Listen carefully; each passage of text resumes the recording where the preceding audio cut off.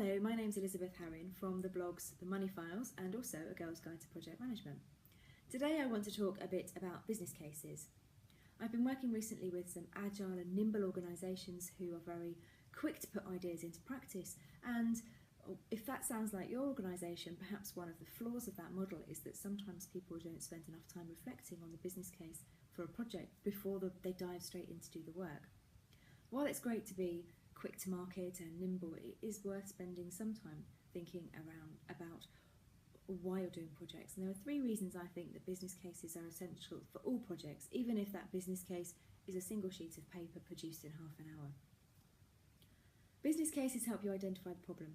They specify exactly what the issue is and make it clear to everyone that there is actually a problem that needs to be solved. Secondly, they justify why it's worth spending time and money fixing the problem. Thirdly, they need to provide enough information about the solution, the costs and the benefits to help decision makers prioritise that work against everything else that the business and the company is doing.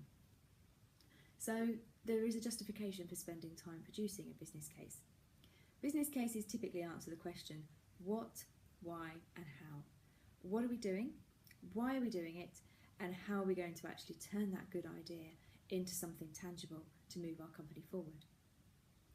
They're used by a number of people, so when you're writing a business case, whether it's a short document or whether it's a substantial document with loads of appendices and spreadsheets attached, you need to keep in mind the audiences, the people who will be reading the document and using it to make decisions. The first group will be the project manager and the team. They'll go back to that document and they will look at it and use it to define what it is that they need to do. They will take that solution and break it down into tasks, and that's what you'll do to create your project plan. So that's really the initiation part of your project, relies heavily on having that information from the business case in one form or another. Decision makers will also use the business case because they'll be looking for all the costs and the benefits and the justification of why the company will really have an advantage if it addresses this problem. So there needs to be enough in it, and perhaps quite emotional language in it, to explain why they need to take the decision that you want them to take. Thirdly, the portfolio team will use it in a way to prioritise against other projects, other initiatives that are happening.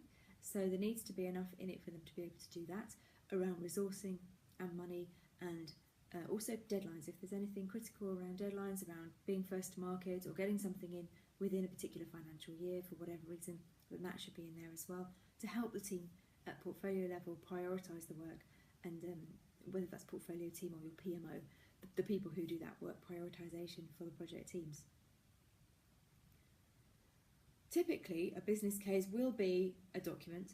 It can be very short. It doesn't have to have loads of appendices, but even with a lot of the tools that we use now to move a lot of our software and project management paperwork online, I still tend to feel that a traditionally written business case is what I see most.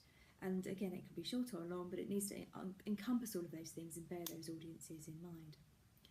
Now, that's been a really short introduction to the why of having a business case and a bit of thinking around what you need to have in mind when you're writing one. There are a lot more information and a lot of other videos as well on my YouTube channel. So go to YouTube, search for The Octopus Group and take a look. Thanks for listening.